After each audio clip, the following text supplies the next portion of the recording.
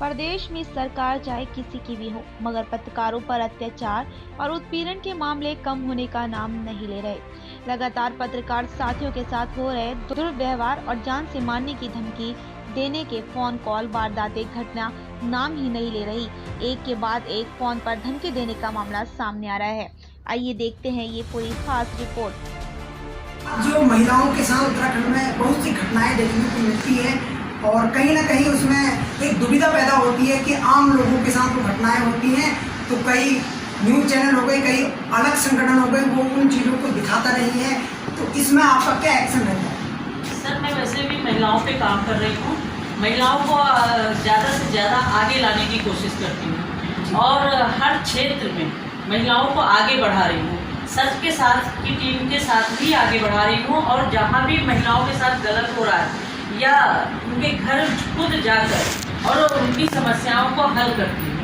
जी, बहुत बहुत धन्यवाद। और आपका एक छोटा सा संदेश सभी महिलाओं के लिए, पुरुषों के लिए क्या देना चाहते हैं?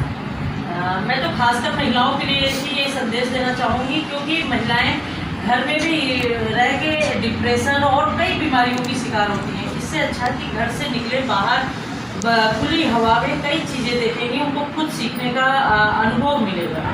और पुरुषों के लिए ये है कि वो लोग भी आत्मनिर्भर होकर बताएं हर चीज़। ये नहीं दबी आवाज़ में नहीं, आप खुलकर बोलिए।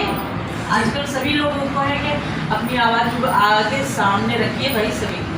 जी, आपका बहुत बहुत धन्यवाद कि आप उत्तराखंड मंच में जुड़े और आपने दो बातें कही। बहुत तो साथियों, जैसे कि सबके साथ सामाजिक संगठन जो आशा शर्मा जी हमारे महिला मोर्चा समाज के लिए बना संगठन और आपको सच के साथ इसके कार्यों की पल पल के अपडेट अब आगे से उत्तराखंड मंच के जरिए मिलेगी।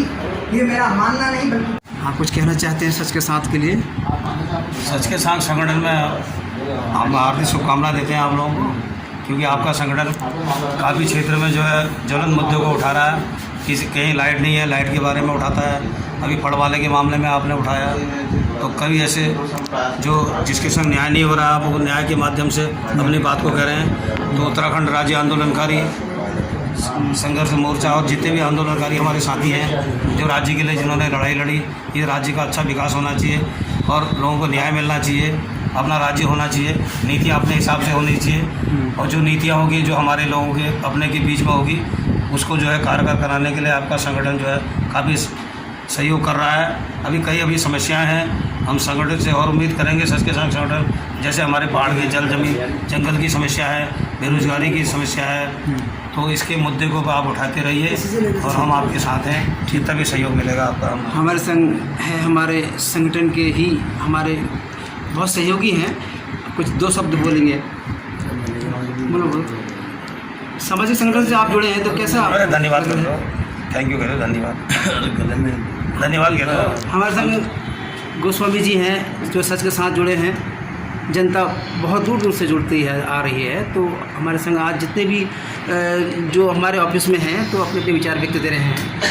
तो मैं सच के साथ संगठन के जितने भी इसमें जुड़े हैं उन सबको धन्यवाद कहता हूँ कि जो हमारा मुद्दा था 50 वर्षों से बिजली गांव में, इससे पहले भी ऐसा नहीं है कि हम इसी सरकार, ये सरकार बननी तो हम इसी के लिए बिजली के पास जा रहे हैं। इससे पहले भी जो सरकारें आई, जो विधायक बने, मुख्यमंत्री बने, उन सब के पास हमने एड़ी रगड़ दी, लेकिन हमारी जो बिजली की समस्या थी वो हल नहीं।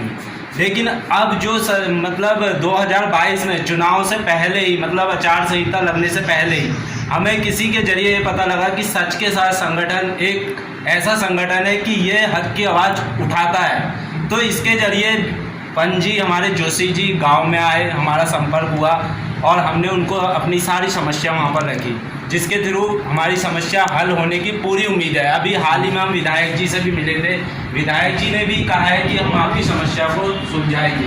तो मैं सच के संग संगठन वालों का सबका धन्यवाद करता हूँ। हमारे साथ हमारी महिला मोर्चा आशा शुक्ला जी हैं, दो शब्द बोलेंगी जनता के लिए। नमस्कार आप सभी लोगों को। और सच के साथ आप सभी लोग जो भी शिकायत हो, जो भी बात हो, वो आप हमसे संपर्क कीजिए।